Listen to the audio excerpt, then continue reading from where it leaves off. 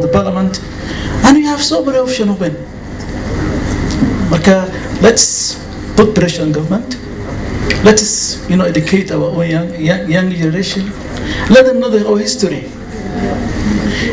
Somalis and Cushitic at large, they are indigenous society of Kenya. They are fastest settlers of modern Kenya. If you don't know that, we're indigenous society. We are not the second class citizens. We are not third class citizens. We are indigenous. Just read the history of Ethiopia. It's history of Kenya today. History of Ethiopia. History of Kenya. Cushites are the first settlers of the modern history of Kenya. You must understand that. Northern Kenya is almost 53% of total landmass of Kenya. Wajir is bigger than Burundi and Rwanda combined. Masabat is bigger than Netherlands, Germany, and also Belgium combined. And I'm so sorry for that. Still, يعني أنا مكشك يعني إنسيدنت دعدي wagalla وحجرة قريسة مسكة وحجرة ملكمري مسكة حجرة أراد مسكاس. Still, it's a lot of things. And in fact, we have now today one of the best constitution in Africa today. Let me be honest with you. If you read chapter 6 of the constitution, which talks about the human rights issue, this constitution is the best constitution. But we have to implement the constitution itself. We have to put pressure on government policy makers to implement our constitution. Lastly, I'm going to thank my brother Irungu. Irungu, in fact, let me tell you one thing. Personally, when I was in captivity for 12 days, this guy, he never rested. He was always, on social media, putting pressure on government, putting pressure for the... Method in shaking about Irungu, Afghan and wagalla. Mr. Irungu, all the years he knows about wagalla, he fasts. Uso maninka. Are you fasting today? Yes. He is fast always for wagalla's sake. Nika ngalwa Muslim maha, lakini mesha hanunte. Wagarana. Nika Muslim maha, lakini usoma. So mkode hadam.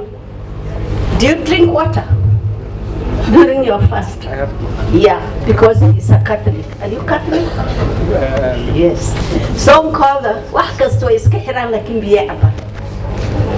Markan anagamu kuma madi karna wuxuu soma laakiin wuxuu soma waxa waa kala daraadeed waa gara wax loo soomo waay walaalayaal ilaa saake intiinan meesha fadhiday waxaa laga yaabaa intaan dhalanin marka.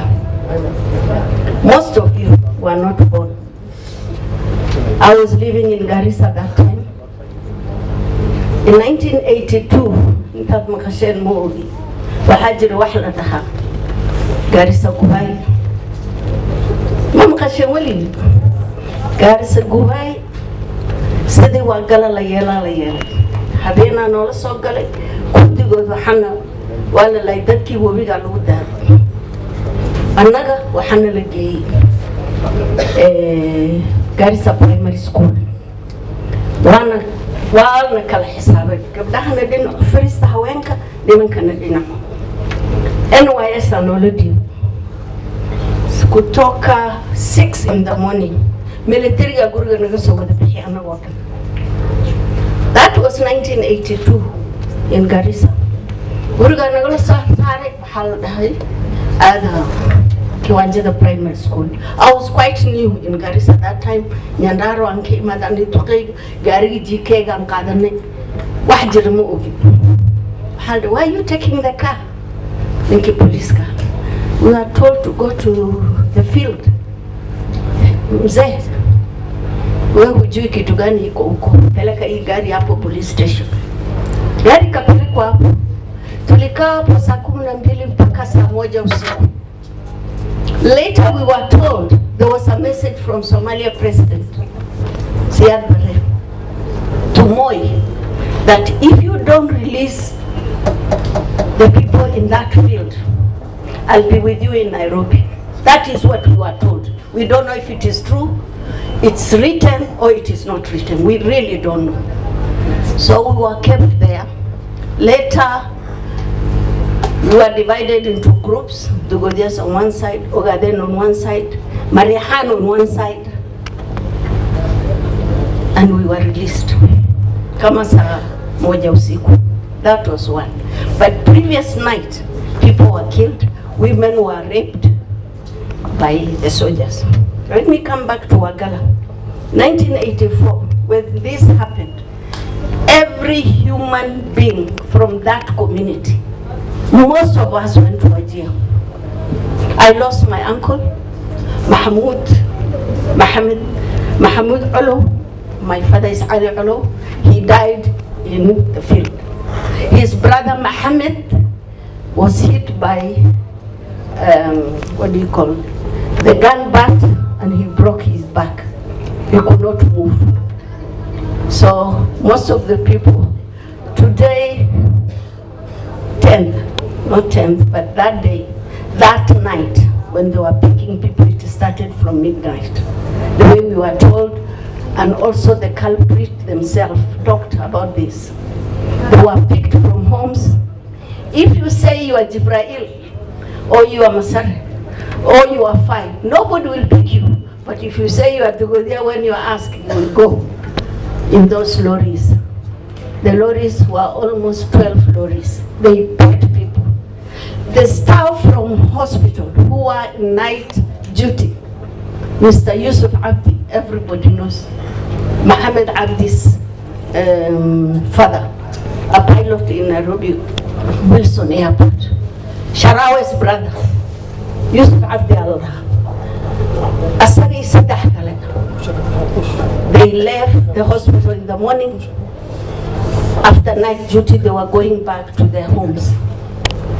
They were picked before they reached their home. Are those really people with arms? The soldiers were looking for arms. How many arms were recovered that day? For the last 4 days, they were in Wagalla. People drank their urine, you had to survive. They were in a field, a private field which was built. It's not yet, by that time it was not used. There was fence, wire fence, with thorns. After 4th day, they said, this is not the way to live. And they were all kept naked. If you read the book Mr. Salah talked about, you will hear all these stories. Or you Google. It's very painful to talk about it.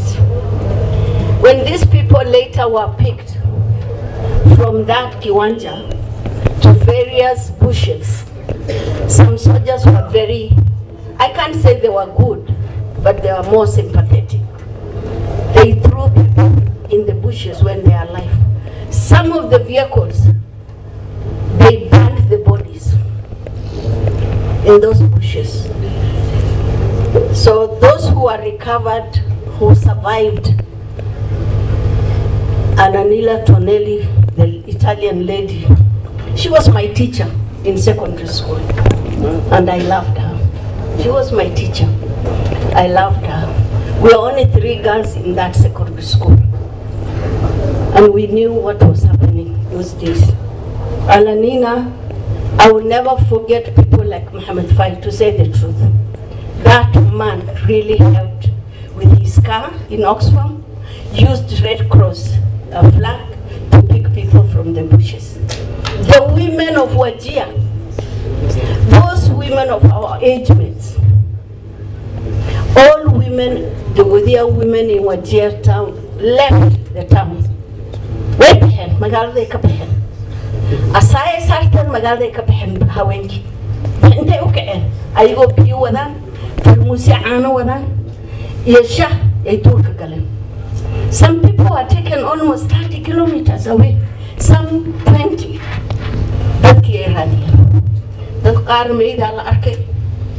I remember a cousin of mine, Basho Ahmed Lada. He was a driver to one of the vehicles.